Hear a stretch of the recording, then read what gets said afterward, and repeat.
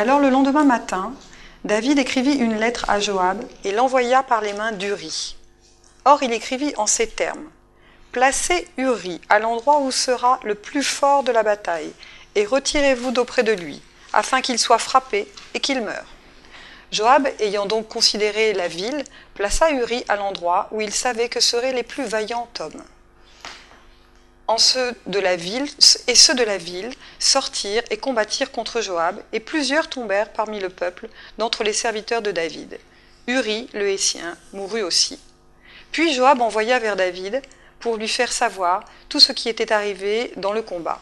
Et il donna cet ordre au messager, et lui dit: « Quand tu auras achevé de parler au roi de tout ce qui est arrivé dans le combat, s'il arrive que le roi se mette en colère et qu'il te dise: « Pourquoi vous êtes-vous approché de la ville pour combattre? Ne savez-vous pas bien qu'on tire de dessus la muraille? Qui tua Abimélec, fils de Jérubéseth? N'est-ce pas une femme qui jeta sur lui un morceau de meule de moulin?